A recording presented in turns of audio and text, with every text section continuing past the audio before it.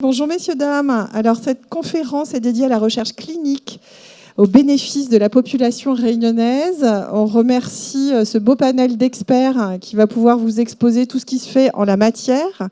Donc on a le plaisir d'accueillir le docteur Nicolas Bouscarène, qui est médecin de santé publique, le docteur Louis-Marie Desroches, cardiologue, le professeur Sylvia Iacobelli, qui est professeure de réanimation pédiatrique, professeur Catherine Marimoutou, qui est professeure de santé publique, Samir Medjan, vous êtes chef de projet DRCI au CHU de la Réunion, comme vous tous d'ailleurs, et puis Manuela Potin, directrice adjointe chargée de la recherche, de l'innovation, de la coopération et des fonds européens au CHU de la Réunion. Eh bien, la conférence est à vous. Merci beaucoup. Merci de nous donner un espace d'expression pour vous parler aujourd'hui de recherche en population, de recherche clinique. Et donc, du coup, nous avons la lourde tâche de vous expliquer ce que nous faisons au CHU de la Réunion et surtout sur le territoire pour faire améliorer le soin et les pratiques au bénéfice de nos patients. Donc, très brièvement, je vais vous parler... Ah, c'est ça que je cherchais.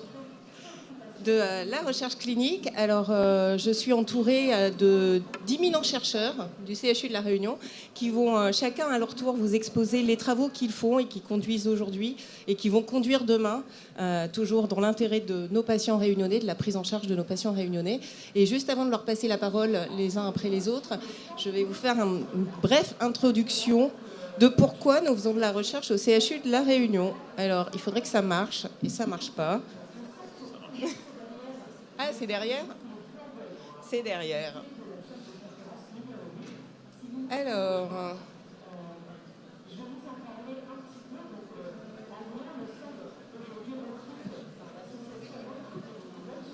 Non ? Voilà, ça marche. Donc... Alors, juste pour vous situer, mais je pense que je n'ai pas besoin de vous le situer, donc vous le savez très bien, le CHU de la Réunion est le seul CHU de France dans la zone océan Indien, donc dans l'hémisphère sud. Donc, nous avons cette chance et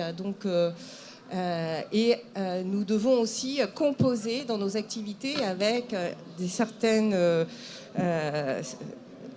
nombre de conditions qui nous sont propres et qui sont liées à le relief, notre biodiversité, à la transition sociétale que nous vivons, à la précarité, la fragilité de nos populations, au métissage. Donc ça fait beaucoup de conditions qui sont propres à notre environnement et qui nous amènent à nous interroger sur qu'est-ce qu'on va faire pour nos populations et ne pas pouvoir transposer les travaux qui se font ailleurs.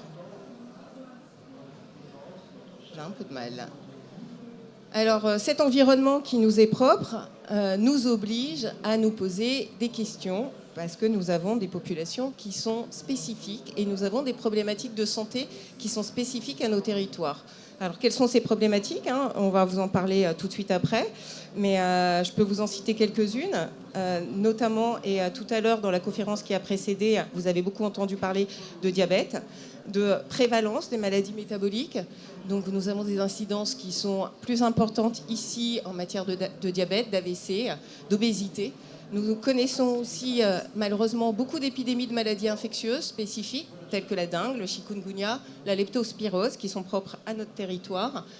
Nous avons aussi des indicateurs en matière de périnatalité, de santé de la mère et de l'enfant, qui sont propres à notre département. Nous avons malheureusement des variants spécifiques à notre territoire en termes de maladies rares, ce qui fait que nous avons beaucoup de centres de compétences avec des expressions de cancer qui sont différentes sur l'île. Et nous avons cette chance, c'est que nous sommes un peuple très sportif dans un environnement très complexe et nous pratiquons des activités sportives dans des conditions extrêmes. Alors pourquoi nous devons faire de la recherche en prenant en compte tous ces indicateurs ? C'est parce qu'on soigne mieux quand on connaît mieux. Donc pour connaître mieux, il nous faut des données, donc des données épidémiologiques. et pour permettre aussi l'émergence d'outils de dépistage et de diagnostic, et aussi pour valoriser nos interventions. Alors nous faisons de la recherche aussi parce qu'il est indispensable d'orienter nos politiques publiques locales, et pour ça il faut absolument avoir des données sur l'efficacité de ce que nous mettons en place.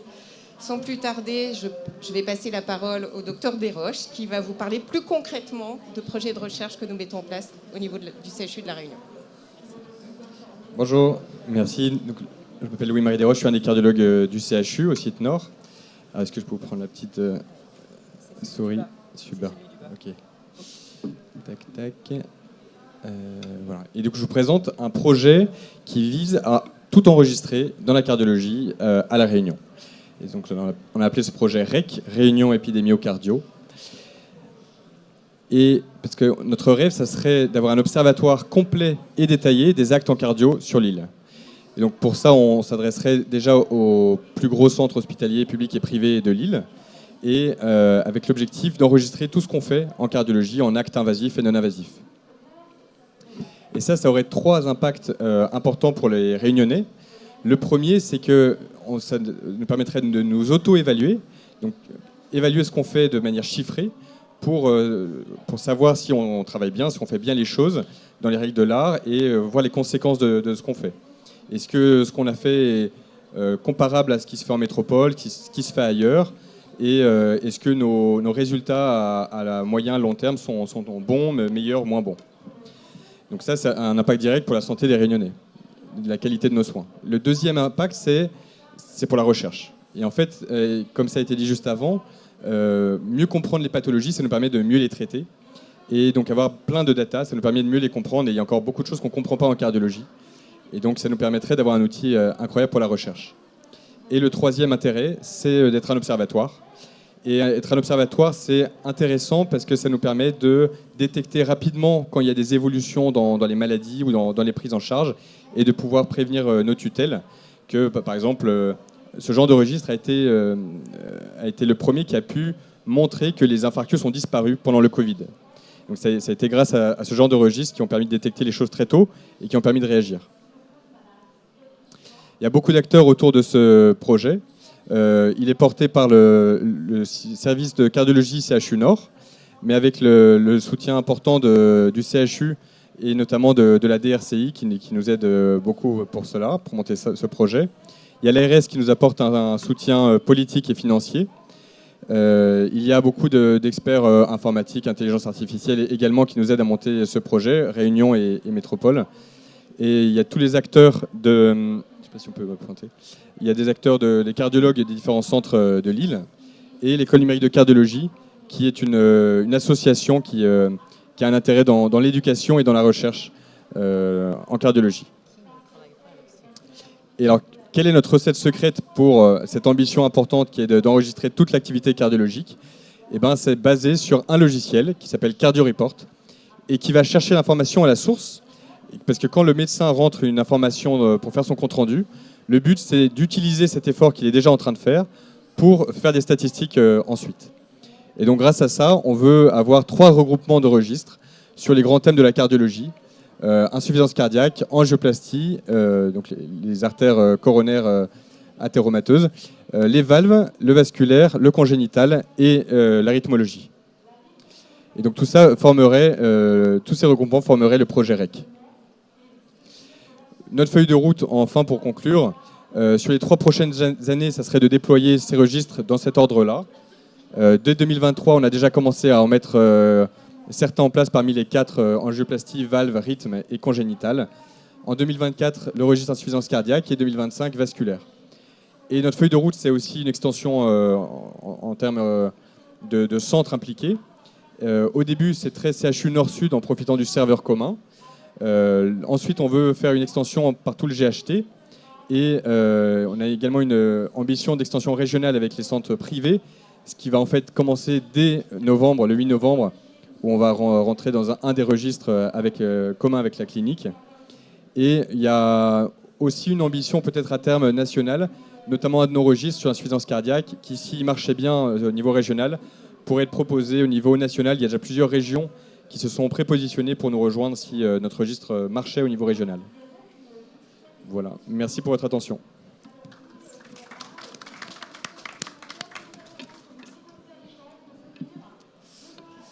Merci. Alors on va changer un petit peu de thématique, une thématique un petit peu originale, et on va sortir des locaux du CHU pour aller un petit peu sur le territoire réunionnais et parler un petit peu d'un sport un petit peu extrême. Et donc j'ai intitulé cette brève présentation « Quand le sport devient un modèle d'exploration des limites de notre organisme ».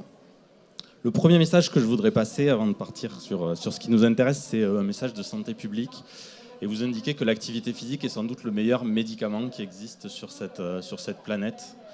On sait que l'inactivité physique au niveau mondial, c'est 5 millions de décès par an. C'est équivalent finalement à les dégâts que crée le tabac. Et c'est 140 milliards d'euros par an sur le territoire français.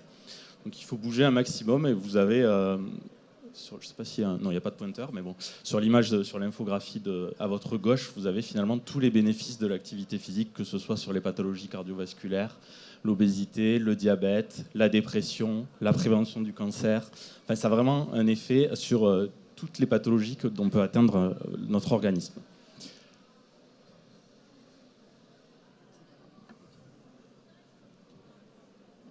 Ok. Sauf qu'il y en a qui poussent le bouchon un poil plus loin et qui vont au-delà de la simple activité physique quotidienne et qui s'amusent à traverser notre beau territoire, donc à faire 160 km, un peu plus de 10 000 mètres de dénivelé positif, et ça en 24 heures pour les plus rapides et jusqu'à 66 heures pour les plus lents. Ça veut dire passer 3 nuits dans la montagne. Et donc ça nous intéresse d'étudier ce qui peut se produire quand on s'expose à une épreuve comme ça, parce qu'on atteint vraiment les limites de l'organisme, et c'est un peu un reflet finalement de ce dont peuvent souffrir nos patients quand ils sont hospitalisés en réanimation. On a des bilans biologiques après un grand raid, par exemple, qui peuvent être comparables à des bilans biologiques d'un patient polytraumatisé en réanimation. Du coup, avec le CHU de La Réunion, on a commencé à mener plusieurs travaux sur le Grand Raid et sur la Diagonale des Fous depuis plusieurs années, mais ça s'est intensifié ces 4-5 dernières années. En 2018, on s'est intéressé à la gestion du sommeil, justement comment des coureurs comme ça qui passaient 3 nuits dehors pouvaient gérer leur sommeil pendant la course et les répercussions que ça pouvait avoir dans les suites de la course. L'an dernier, en 2021 et en 2019, on a travaillé sur l'hydratation et la chaleur. Vous savez que la planète fait face à une crise climatique sans précédent, et donc on va être de plus en plus exposé à des températures extrêmes. Donc ça va toucher toutes les populations vulnérables, mais ça va potentiellement aussi impacter les sportifs. L'an dernier, justement, donc, on a travaillé sur la récupération, comment le corps récupère et avec quelle vitesse il récupère après une épreuve comme ça. Et enfin, cette année, on met en place un projet de recherche sur le risque infectieux. Donc, on a été touché par la crise du Covid depuis 2-3 ans, et on sait qu'une épreuve comme ça va dépléter totalement les défenses de l'organisme. Et donc on essaie de voir si dans les semaines ou les 15 jours après une course comme ça, les coureurs ne vont pas être exposés à un surrisque infectieux, développer des pathologies, voire des pathologies graves en lien avec cette pratique. Alors pour rendre la présentation un peu plus didactique, je vous ai présenté des chiffres clés, notamment sur l'étude sommeil. Rapidement, donc on sait que 84% des coureurs sur la Diag font au moins une sieste pendant leur course, donc c'est pas le cas pour les coureurs qui terminent en 24 heures, mais dès qu'on franchit un seuil de 30-36 heures de course et qu'on arrive à la deuxième nuit, on est obligé de dormir. Le corps va vous dire stop. Mais finalement, ce qu'on s'est aperçu, c'est que les temps de sieste, ils sont vraiment très très brefs. 80% des siestes, elles durent entre 5 et 30 minutes grand maximum, et in fine, au total, sur la course totale, les coureurs dorment relativement peu, sur les 46 ou 60 heures que peuvent durer, 40 ou 60 heures peuvent durer la course. Les coureurs de la Diagonale dorment en moyenne 76 minutes. Et ce manque de sommeil, il peut avoir des répercussions qui ne sont pas anodines. Alors pendant la course, donc, il y a un tiers des coureurs qui vont vous décrire des hallucinations, donc c'est pas anodin. Et il y en a même 15% qui décrivent que le manque de sommeil a entraîné une chute qui pourrait avoir des conséquences un petit peu dramatiques. Et ça a des conséquences aussi sur la récupération. On a 22% des coureurs qui déclarent que le manque de sommeil accumulé pendant la course pouvait avoir des répercussions dans leur vie de tous les jours. Hop, je vais aller dans le mauvais sens. Sur la thermorégulation, donc, en 2021, on a fait un projet assez sympa. En fait, on a fait ingérer une petite capsule à 80 coureurs qui mesurait la température centrale en continu des coureurs de la Diagonale des Fous. Et donc, vous avez un exemple là d'une courbe sur la température centrale qui est en ordonnée et la durée de course en abscisse. Et donc c'est une courbe qui est un peu particulière quand vous faites du marathon ou une épreuve de vélo. En fait, on voit que la température centrale ne fait qu'augmenter pendant l'épreuve pour arriver à des températures qui peuvent dépasser les 39, 40, 41 degrés. Du coup, on s'est dit en ultra, vu les contraintes qui s'exposent, ça va être dramatique et ça va être pire. Et bien en fait, pas du tout. L'organisme arrive à correctement réguler sa température. On voit que les températures moyennes, finalement, sur tous les coureurs, elles sont à 38 degrés. Et les températures piques, elles dépassent jamais les 40 degrés. On n'a aucun coureur sur les 80 qu'on a analysés qui a dépassé les 40 degrés. Donc ça, c'est quelque chose d'assez original et auquel on ne s'attendait pas forcément. Et je vous ai mis pour info, qu'est-ce que ça boit un coureur quand ça court 40 heures dans la montagne? Ça boit 23 litres d'eau en moyenne. Et il y en a qui vont jusqu'à 50 litres d'eau sur toute la course. Donc ça fait à peu près 500 millilitres par heure. Hop, décidément. Voilà, donc je ne vais pas vous présenter, c'est beaucoup trop court pour vous faire le tour de toutes les études qu'on a fait, mais c'est quelque chose qui est en train de monter en charge. Et donc on remercie le CHU de nous accompagner là-dedans. Et on a vraiment l'objectif d'aller un petit peu plus loin via des financements européens et de créer vraiment une espèce d'observatoire à ciel ouvert sur cette discipline et sur les pratiquants de trail avec 3 gros axes de recherche. Le premier, il est très épidémiologique. C'est de les suivre au long cours et d'essayer de voir quelles sont les répercussions sur la santé de leur pratique, que ce soit en termes de blessures, mais pas que, en termes de pathologies tout venantes. Notamment, là, on a Émilie Marotto qui a gagné la Diagonale des Fous en 2021, qui monte un projet sur l'incontinence urinaire d'effort chez les femmes. La population féminine en sport, c'est vraiment une population qui est un petit peu oubliée quand on mène des études, c'est souvent chez les hommes. Et ça, c'est un problème que les coureuses rencontrent en course à pied sur route, mais on pense qu'il y a une prévalence beaucoup plus importante en trail running du fait de l'impact vraiment de la course et du dénivelé. Donc on va essayer de travailler là-dessus. En plus, c'est un sujet qui est plutôt tabou, donc ça va permettre aussi de mettre un coup de projecteur sur cette pathologie et de libérer un petit peu la parole. On aimerait bien aussi développer un axe sociologique en collaboration avec l'université sur la représentation qu'a cette épreuve sur le territoire. C'est vraiment quelque chose qui est très culturel, mine de rien. Enfin, moi, j'ai jamais vu autant de trailers au kilomètre carré que sur cette île quand je suis arrivé. Donc on aimerait travailler là-dessus et là aussi comprendre l'espèce de disparité de pratique qu'il y a entre les hommes et les femmes. Parce que sur la Diagonale, par exemple, il n'y a que 10 à 15% d'inscrites qui sont des femmes et ce n'est pas en accord avec les autres disciplines. Alors ça nécessite des volumes d'entraînement très très importants et peut-être que les normes sociales font que les femmes finalement s'empêchent ou s'interdisent de pratiquer cette discipline. Et ensuite on est toujours sur la data et sur le big data parce qu'un trailer ou un sportif comme moi, il a une espèce de traceur en permanence au poignet et donc ça nous permet d'accumuler un nombre de données assez important. Et donc on va pouvoir travailler un petit peu sur les analyses de pratique, quand et où les trailers s'entraînent. Est-ce que justement l'impact de la température est important sur leur pratique? Est-ce qu'ils arrêtent d'aller courir entre midi et 14h parce qu'il fait beaucoup trop chaud à La Réunion avec des degrés d'humidité qui sont importants? Et à partir de ça aussi, on va essayer de développer des programmes d'entraînement un peu personnalisés pour prévenir la survenue de blessures, notamment via des algorithmes d'intelligence artificielle. Voilà, j'en ai terminé. Merci.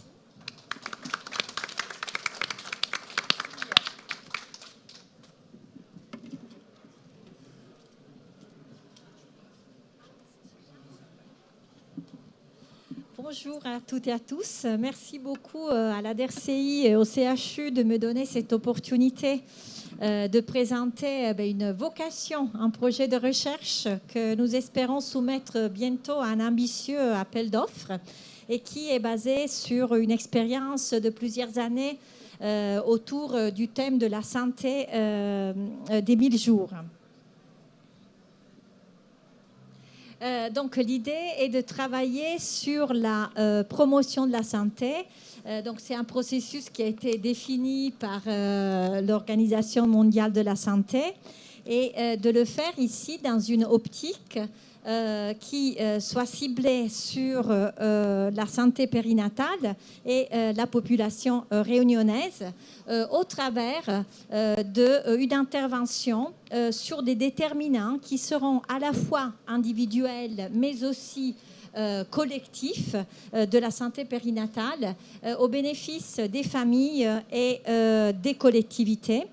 Ceci dans le but de créer un environnement favorable et propice à la protection de la santé et aussi pour la prévention des inégalités de santé en périnatalité.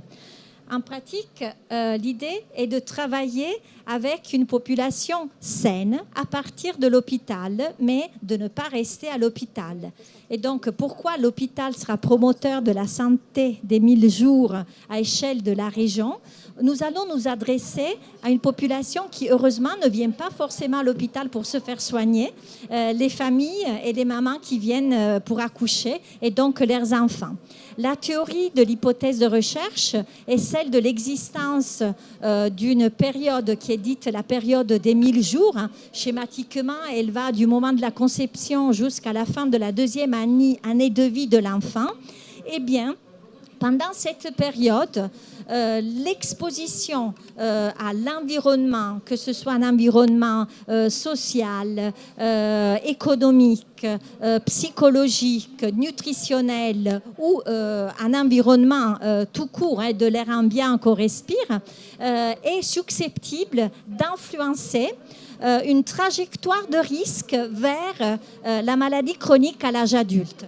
Et donc, on dit schématiquement que ce qui se passe dans ces 1000 jours peut influencer ce qui se passera plus loin. Et notamment, déterminer la trajectoire d'augmentation du risque vers les maladies chroniques que Manuela a citées au départ et qui sont malheureusement très fréquentes à La Réunion. Diabète, hypertension artérielle, obésité, maladie rénale chronique. Évidemment, il s'agit d'un ensemble de facteurs qui relèvent de l'épigénétique, de la toxicologie, de la littératie en santé, de la psychologie, de l'environnement, comme je vous ai dit, de la nutrition, qui vont pouvoir influencer cette trajectoire. Et l'idée est de se mettre dans une optique qui n'est pas forcément une optique de fragilité, mais d'une fenêtre d'opportunité. Et donc l'intervention par le biais d'une activité de formation et information des professionnels et des familles sur ces thèmes est potentiellement susceptible d'améliorer les connaissances aussi en santé de la population ciblée. Notre projet qui se déroulerait sur 3 ans a un noyau dur d'une intervention d'une durée d'environ 1 an qui a vocation à se réaliser dans toutes les maternités de l'île au travers d'un bouquet d'actions. Donc, d'une part, des formations des professionnels en santé qui sont menés à travailler avec la mère et l'enfant. Donc, bien sûr, pas du tout que les puéricultrices, les pédiatres et les sages-femmes, mais aussi les kinés, les orthophonistes, les nutritionnistes, les médecins généralistes, et aussi une sensibilisation grand public au travers d'ateliers pour les familles sur des thèmes déjà bien connus sur la santé des 1000 premiers jours de vie. Et donc, l'idée est qu'au travers de ces actions et ce bouquet d'actions, nous pourrions globalement obtenir une promotion de la santé, surtout un soutien pour les enfants et les familles dans cette période très susceptible d'influencer la santé future. Il s'agit donc d'ateliers qui seront portés par différents professionnels et voilà, au cœur du métier, qui viseront au soutien à l'allaitement maternel, à une attention à la protection de l'environnement, donc l'exposition aux perturbateurs de la femme et du bébé dans la période des 1000 jours. Il y aura aussi donc des activités de formation à la communication, information des familles sur la prévention de la mort inattendue du nourrisson qui a des taux plus élevés à La Réunion qu'en métropole, un processus d'accompagnement à la parentalité et aussi un 5e volet, dépistage et prise en charge du psychotrauma à la maternité. Nous espérons ainsi donc de cibler des objectifs globaux durs qui seraient carrément le recours à l'hospitalisation dans les premiers 28 jours de vie de cette population de nouveau-nés, mais aussi une baisse des raisons d'hospitalisation pour ces pathologies, mort inattendue du nourrisson, traumatisme, syndrome du bébé secoué, bronchite asthmatiforme, de cibler une baisse de la consommation des médicaments, et nous allons pouvoir étudier ces données via le PMSI et le SNIRAM. D'autres retombées attendues sont l'empowerment des professionnels de santé sur ces thèmes de communication avec un langage que sera spécifique et contextualisé à la Réunion, l'empowerment de la population. Il s'agit donc d'un travail multidisciplinaire qui a aussi une perspective d'ouverture ville-hôpital avec une série d'études, si je puis dire, ancillaires qui seront quantitatives et semi-quantitatives sur les taux d'allaitement maternel, la littératie en santé sur la prévention de la mort inattendue du nourrisson, mais aussi le taux de psychotrauma à la maternité d'une mère qui vient accoucher on va dire dans des conditions très physiologiques, et surtout les possibilités de prise en charge qui ont été mises en place suite au dépistage de cet événement, et aussi l'exposition de cette population à certains perturbateurs. Merci.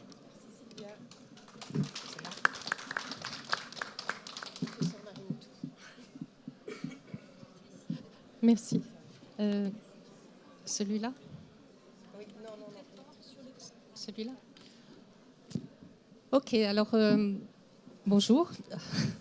Moi, je vais vous présenter une enquête qu'on va mener à partir de 2024 en population, parce que la recherche en santé au CHU, c'est aussi de la recherche directement en population pour mesurer la santé de nos populations. Et cette enquête portera sur un grand problème de santé publique locale, le diabète et le prédiabète. Pourquoi ? Alors, je crois que mes animations ont complètement disparu, mais c'est pas grave. Vous savez qu'à La Réunion, on est les champions pour le diabète. Au niveau français, on est sur la première marche. On a le taux de diabète le plus élevé de la France. On est 2 fois plus élevé que la France métropolitaine, et même comparé aux autres DOM, on est très élevé. Ça a un gros impact en poids pour la santé, pour la population. Et encore, les données qu'on a, c'est les données de gens qui ont un diabète qui est connu, pris en charge, et pour lesquels on peut suivre le fait qu'ils ont des traitements par le système de la sécurité sociale. Et la question, c'est quelle est la réserve, en quelque sorte, de diabétiques qui existe à La Réunion ? Des enquêtes similaires en population qui ont été faites au début des années 2000 montraient que 30% des gens qui ont été dépistés dans l'enquête comme diabétiques ne se savaient pas diabétiques. Donc la question, c'est 20 ans après, est-ce qu'on a amélioré les choses avec tous les programmes qui ont été faits d'incitation au diagnostic et à la prise en charge ? Et puis le diabète, vous le savez, c'est un taux de sucre trop élevé dans le sang, mais à un niveau très élevé. Et on ne passe pas du jour au lendemain, on ne devient pas diabétique. On part d'un taux de sucre normal, en vert sur le graphique, et on monte lentement au fur et à mesure des années ce taux de sucre pour arriver en rouge dans le diabète. Et entre les deux, quand on est au-delà de la norme du laboratoire, mais qu'on n'est pas encore diabétique, il y a cette phase où on est pré-diabétique. La phase du prédiabète est une phase qui est intéressante en termes de prévention et de mesures de santé publique. Pourquoi ? Parce que les gens qui sont prédiabétiques ont 5 à 10 fois plus de risques de devenir diabétiques que des gens qui ne sont pas, qui ont un sucre normal, mais ils sont à une phase où ils peuvent revenir vers un taux de sucre normal, reculer le passage au diabète avec des mesures simples, hygiéno-diététiques, on en a parlé tout à l'heure, l'activité physique en particulier, mais aussi l'alimentation. Vous savez que la santé, la première cause d'une bonne santé, c'est dans l'assiette. Ah, pardon. Et donc, le but, c'est d'améliorer les facteurs de risque des prédiabétiques pour faire reculer le diabète. Alors, quels sont ces facteurs de risque ? Que ce soit pour le diabète ou le prédiabète, c'est les mêmes. Il y a des facteurs qu'on ne pourra pas modifier. Plus on vieillit, plus on est à risque de devenir diabétique. Mais quand on a des gens diabétiques dans la famille, on est plus à risque soi-même de devenir diabétique, c'est le côté génétique. Il y a aussi l'hypertension, on a dit, il y en a beaucoup à La Réunion. Mais il y a tous ces facteurs qu'on peut modifier. Le poids, le surpoids, calculé avec l'indice de masse corporelle. Le tour de taille, qui est très pronostique sur le risque diabète, indépendamment du fait d'être ou non en surpoids. Et puis, on a parlé la sédentarité et l'alimentation, en particulier le manque de fruits et de légumes. Tous ces facteurs, en fait, ils sont bien connus. Ils ont même fait l'objet d'un score qu'on peut utiliser en pratique courante médicale pour repérer le risque en cotant tous ces facteurs. Ce score, il s'appelle le FINRISC. Il a été validé en population en Finlande. Il est très utilisé en Europe. La question est validée, utilisée dans le monde d'ailleurs, mais la question pour nous, c'est, on l'a dit, on a une population très mixte, très métissée. Est-ce que ces indicateurs et ces seuils utilisés pour le tour de taille, pour le surpoids, pour l'obésité, est-ce qu'ils sont adaptés à La Réunion? Et même l'indicateur sur l'âge, puisque le diabète survient plus tôt à La Réunion, on n'est pas certain que ça soit les bons. Et un des buts de l'étude, c'est justement de regarder les seuils entre les prédiabétiques, les diabétiques et les autres pour voir s'il ne faut pas corriger un peu ce FINRISC à La Réunion. Alors, cette étude, je vous le disais, elle a pour but de mesurer la prévalence, la fréquence de gens qui ont du diabète ou du prédiabète à La Réunion, de les étudier et de pouvoir, à partir des comparaisons entre ceux qui sont prédiabétiques, diabétiques ou normoglycémiques, pouvoir trouver des points d'appui pour la prévention. On en reparlera. Qui est éligible, qui pourra participer? Eh bien, en fait, tous les Réunionnais âgés de 18 à 75 ans qui sont à La Réunion ou qui habitent à La Réunion, même s'ils n'y sont pas nés depuis plus d'1 an, qui sont bénéficiaires de la sécurité sociale et qui, bien sûr, ont donné un consentement à participer à l'étude. Vous savez que les études de recherche, on en parlera après, ça n'est pas une obligation, c'est un partenariat entre les gens chez qui on fait l'étude et le chercheur.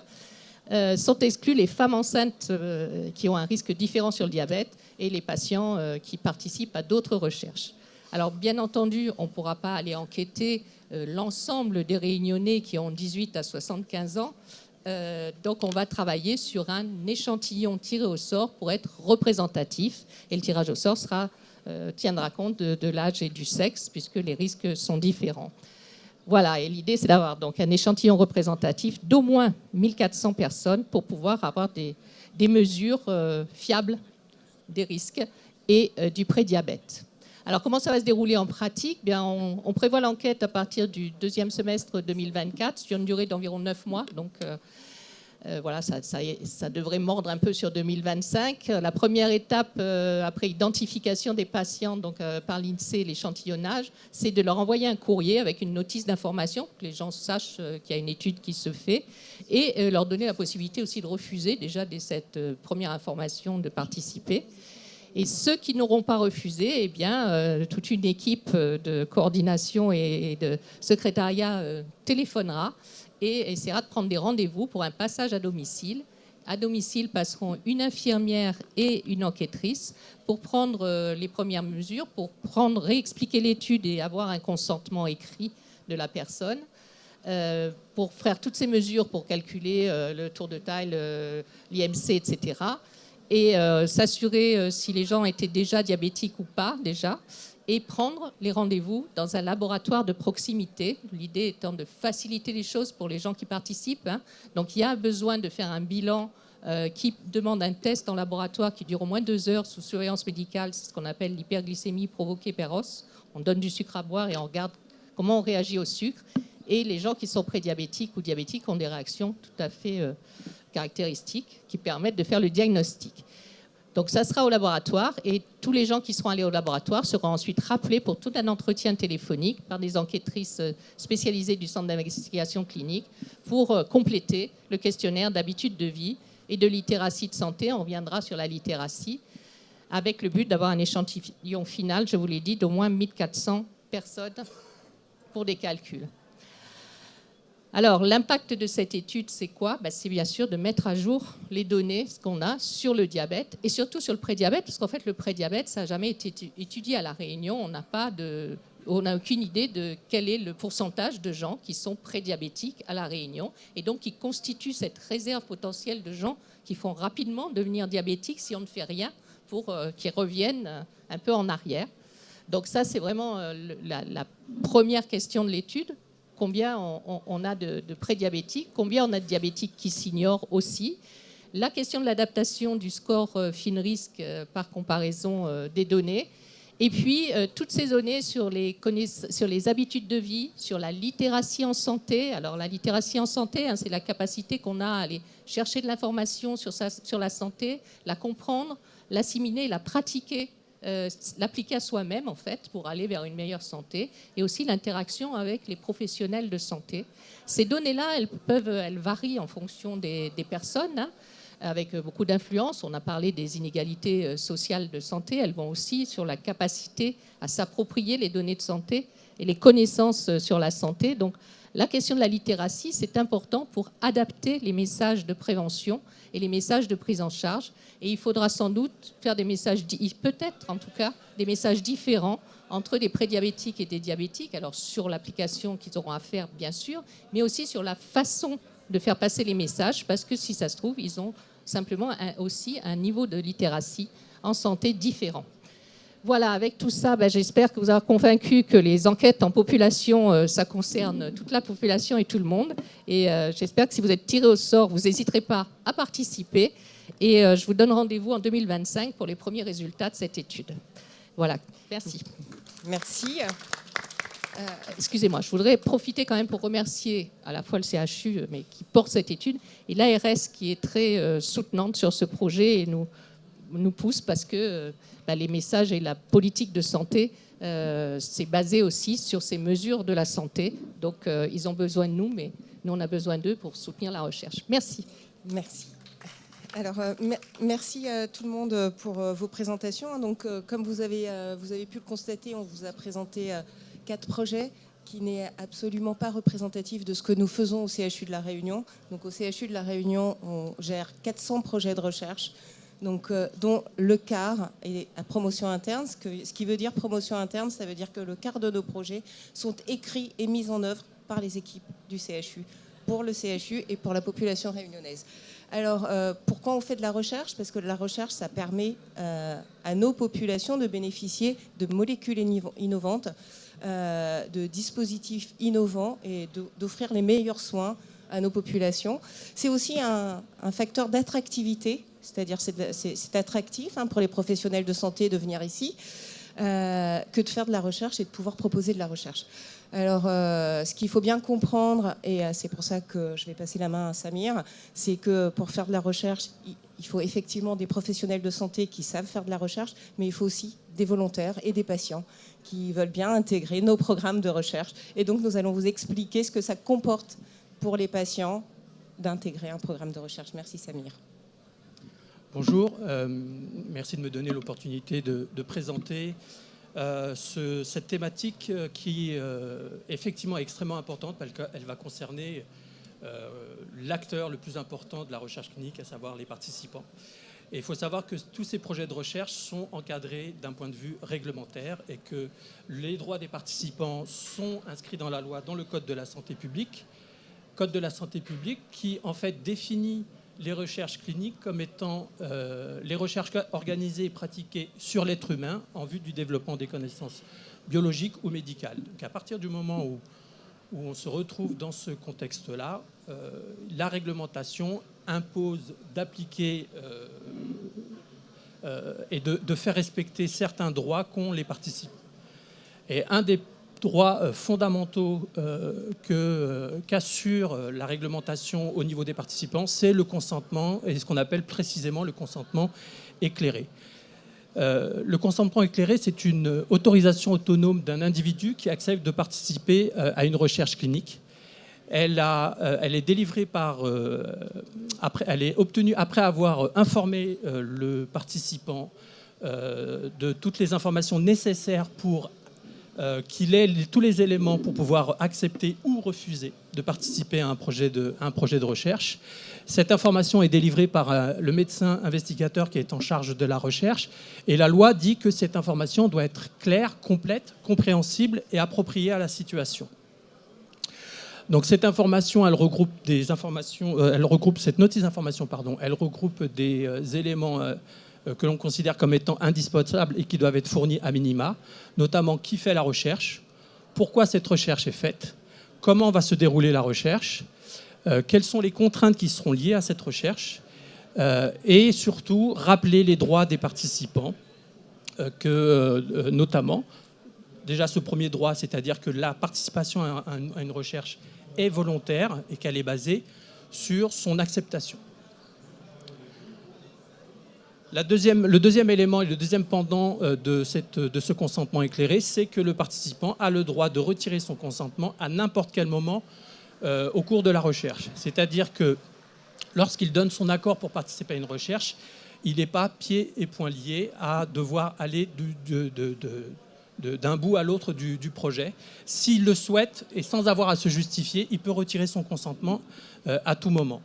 Ce que la réglementation aussi oblige au niveau des investigateurs, c'est de s'assurer que la condition médicale du participant est adaptée au fait de pouvoir se retirer et de continuer à être suivi, et surtout que le retrait du consentement ne peut pas être assure qu'il n'y aura pas de préjudice quant au suivi médical ultérieur du participant.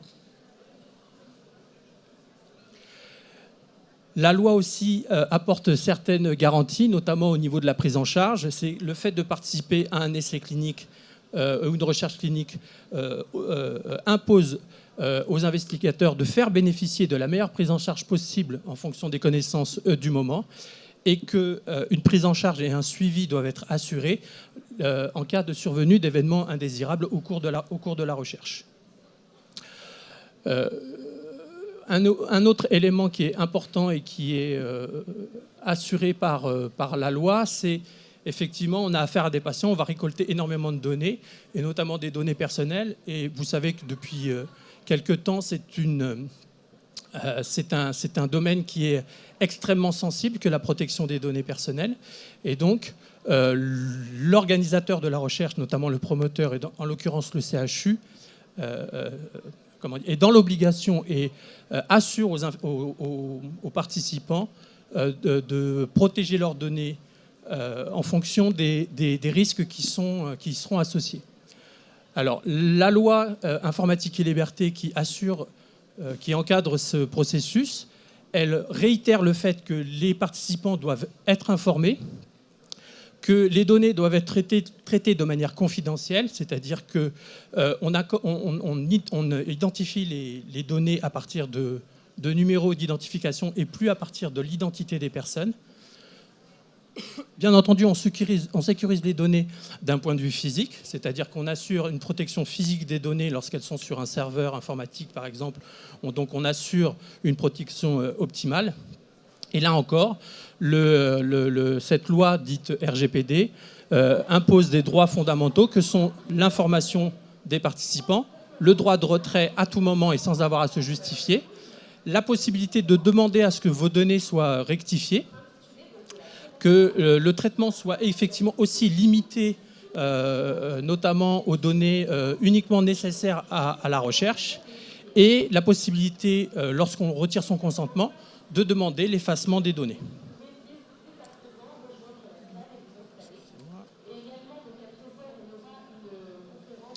Donc l'ensemble de ces projets sont évalués à différents niveaux, notamment au niveau éthique, par une institution qu'on appelle le comité de protection des personnes, qui est en fait un comité d'éthique, qui va évaluer le fait que soient préservés les droits fondamentaux des participants, et que, effectivement, tous ces éléments que je viens de vous citer et d'autres encore sont respectés par les promoteurs de la recherche. Et dans le cas où il y a des essais, des études avec des produits de santé, ce projet peut être aussi évalué par l'Agence nationale de la sécurité du médicament, l'ANSM, notamment au niveau méthodologique et au niveau de la sécurisation des participants. Voilà.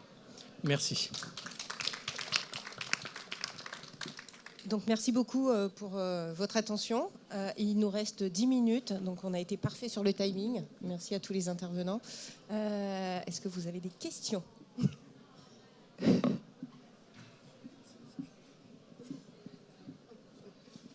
Je vois Madame la directrice qui tremble. Elle a peur que je lui fasse des remarques un peu sévères. Non, je ne suis pas venu ici pour ça. Donc là, oui, la recherche, on en faisait avant de venir il y a 30 ans dans les CHU. Et on s'est battu quand on était un CHD pour faire de la recherche de qualité. Et notre recherche de qualité, c'était sur les thérapies cellulaires géniques à l'époque. Ça a autorisé le passage en CHR, puis en demi-CHU. Et puis maintenant, presque CHU et bientôt en vrai CHU. Donc le reproche que je ferai à la DRCI, c'est d'être limité territorialement. S'il vous plaît, madame, acceptez de rayonner sur Mayotte et de protéger Mayotte en laissant les praticiens de Mayotte et de La Réunion de faire des projets communs. C'est pas un reproche. C'est pas un reproche. Est-ce que je peux me permettre de vous répondre, s'agissant précisément attendez, de la question j'ai pas de fini Mayotte. parce que j'ai encore une petite dent contre la DRCI, pas que contre vous. Hein. Vous savez que j'aurais aimé que lors du Covid, on soit plus réactif, qu'on fasse du multicentrique pour déterminer les molécules les plus actives et non pas être soumis à une doxa qui s'est trompée, on le sait. Hein, et ça aurait permis de mieux protéger les populations. D'autre part, je travaille depuis 15 ans sur un projet qui me tient à cœur avec une petite start-up, c'est l'hémoglobine M101, qui a vraiment énormément de potentiel. L'hémoglobine M101 pourra aider en première ligne non seulement nos médecins militaires de l'avant, mais les médecins du SMUR. Et j'aurais aimé qu'à l'occasion de l'agression, on puisse faire un test sur 10 patients et d'avoir un multicentrique. Et là, vous m'avez dit que vous n'étiez pas assez solide, je le regrette. Moi, mon souhait, c'est que vous deveniez plus solide avec votre équipe les prochaines années.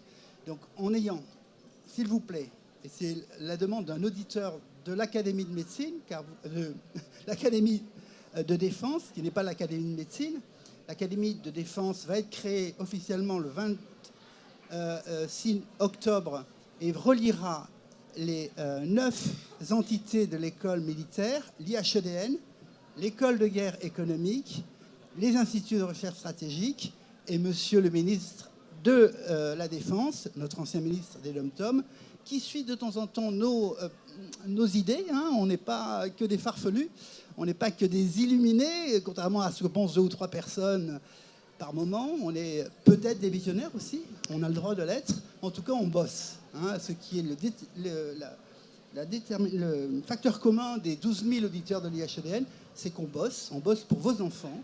On essaie de prévoir l'avenir de vos enfants. Et ça se respecte. Alors donc, un petit reproche de ne pas avoir été offensif sur le M101, mais peut-être que ça va changer avec les jeunes. Je vois des jeunes qui parlent de l'IA. Quand on parlait de l'IA, c'est ma thèse il y a 30 ans, les gens disaient « mais c'est quoi l'IA ?» Pardonnez-moi monsieur, nous sommes pris par le temps. J'ai le mauvais rôle, je suis navrée, mais une conférence suit. Je veux juste vous dire que l'IA, c'était mon Si c'est point un final, commentaire ou une question. Que ce sera un développement à faire. Je vois qu'il y en a qui s'en préoccupent. Et Oui. bravo pour vous. Pardonnez-moi, merci. Merci. J'avais des choses à dire. Oui, vous êtes intervenu presque aussi longuement que chacun d'entre nous. Non, je voulais juste répondre sur Mayotte et pas sur le reste parce que c'est... voilà. Alors, le CHU et la DRCI en particulier accompagnent Mayotte dans le montage de ces projets de recherche. Et pour preuve, nous en avons 2 actuellement qui sont promus par le CHU et un par l'ORS que nous accompagnons via la DRCI. Donc nous rayonnons sur le territoire, ce n'est pas que la DRCI du CHU, et je l'ai dit déjà en introduction, nous mettons de plus en plus de projets de recherche à l'échelle territoriale pour monter des réseaux, animer des réseaux avec la médecine de ville, avec la santé mentale. Donc voilà, c'était... Merci à tous. Je vous encourage à poursuivre les débats s'il y en a hors scène, puisque le temps imparti est écoulé. Je vous remercie, messieurs, dames, pour cet éclairage, ce panorama, qui contribue à faire de nous des citoyens plus éclairés sur les projets de recherche à La Réunion. Merci beaucoup.